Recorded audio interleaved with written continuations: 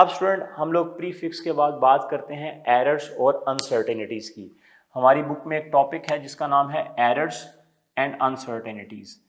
Dear student, errors and uncertainties क्या होती हैं, हमें इनके बारे में पता होना चाहिए।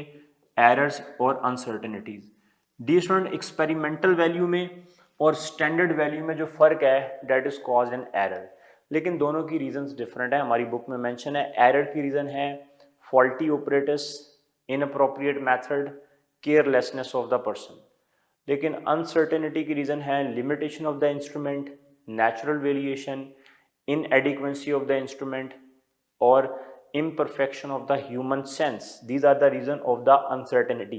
तो दोनों की reasons different हैं। Uncertainty is the maximum possible error जिसको remove करना मुश्किल होता है। हमारी बुक के अंदर error जो है, error उसकी दो types mention है, random error और systematic error।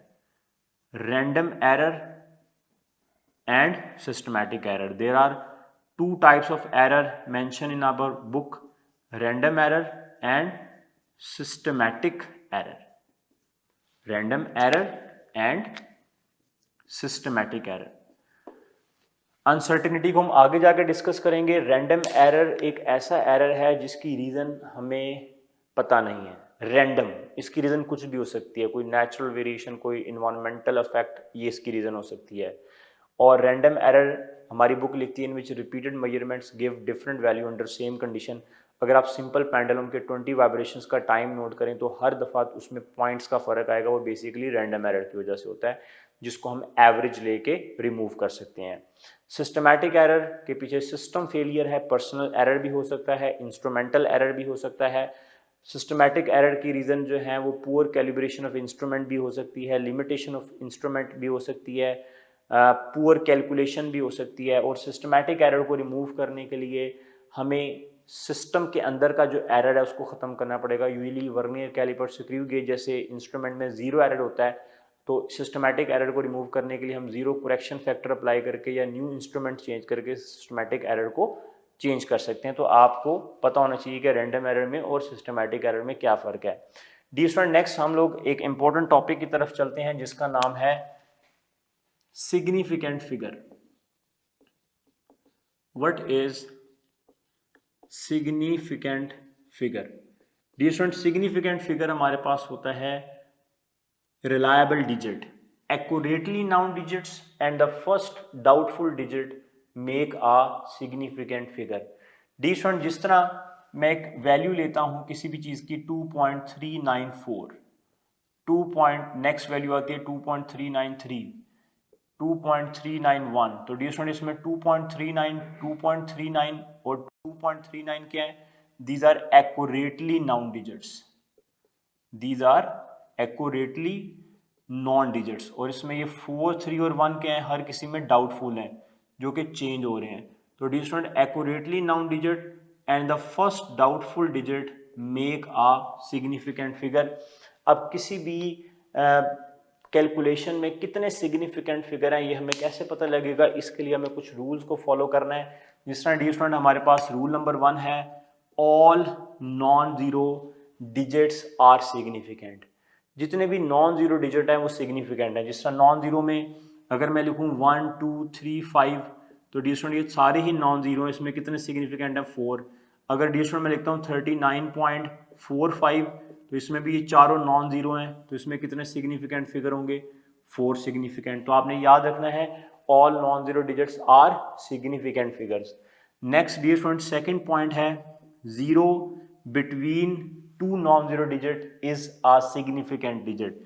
Like 101, 2 0, 1 0, 2 non zero के दरमियान आ रहा है, तो इसमें 3 सिग्निफिकेंट हैं। 2.035 के अंदर अगेन 0 नॉन जीरो उसके दरमियान में आ रहा है। या फिर एक सिंपल रूल बताता हूँ, जहां पर पहला नॉन जीरो आपको नजर आए वहां से कैलकुलेशन स्टार्ट कर दें और एंड तक जितने मर्जी जीरो आते जाएं कैलकुलेशन करते जाएं।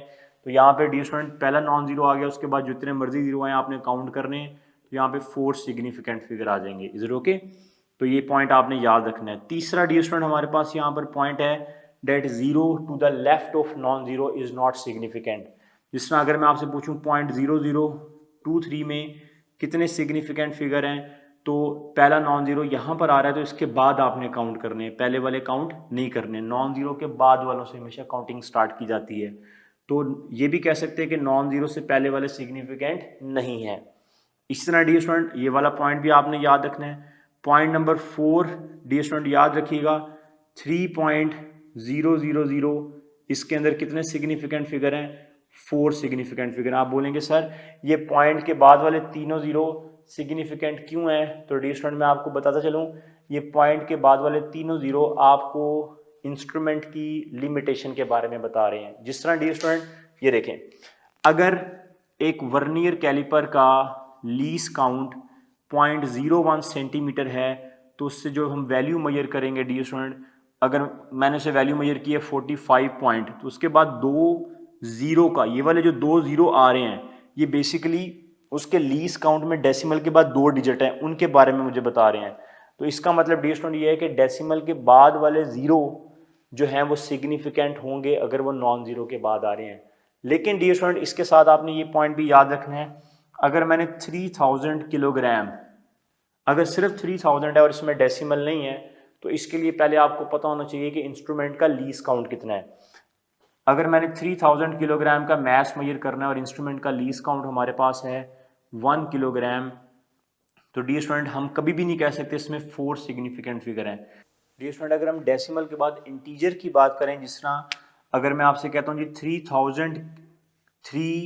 3000 किलोग्राम में कितने आपके पास जो हैं वो सिग्निफिकेंट फिगर हैं, तो जब तक इसमें डेसिमल प्लेस नहीं होगा आपके लिए बताना मुश्किल है कि बाद वाले जीरो सिग्निफिकेंट हैं या नहीं है। इसमें तो पॉइंट के बाद वाले जीरो, जिस तरह यहाँ पर मैंने मेंशन किया, ये इंस्ट्रूमेंट के लीस काउंट के बारे में बता रहे हैं, तो ये सिग्निफिकेंट होंगे। इसके लिए डियर स्टूडेंट आपको इंस्ट्रूमेंट का लीस काउंट पता होना चाहिए। अगर इंस्ट्रूमेंट का लीस काउंट 1 किलोग्राम है, 1 किलोग्राम, तो मैं 3000 को 1 से डिवाइड करूंगा, 3000 आएगा तो इसको मैं लिखूंगा 3.000 10⁻³ किलोग्राम। तो डियर स्टूडेंट जो 10 की पावर में लिखा है वो कभी भी सिग्निफिकेंट नहीं होता, साइंटिफिक नोटेशन में जो चीज़ लिखी होती है, तो इसमें पॉइंट के बाद वाले तीनों जीरो सिग्निफिकेंट हैं। इन शॉर्ट आप कह सकते हैं कि डेसिमल के बाद जितने भी जीरो आएंगे वो सिग्निफिकेंट हैं अगर डेसिमल आ जाए तो। अब स्टूडेंट इसी के साथ अगर मैं आपसे कहता हूं कि 3000 किलोग्राम का अगर आपने मैस मेजर किया है एक ऐसे इंस्ट्रूमेंट से जिसका लीस काउंट 10 किलोग्राम है, तो स्टूडेंट्स जब मैं 3000 को 10 से डिवाइड करूंगा तो हमारे पास आएगा 300। तो 300 को मैं साइंटिफिक नोटेशन में लिखूंगा 3.00 इंटू 10⁻³ किलोग्राम। 300 को मैं कुछ यूं लिखूंगा इस तरह।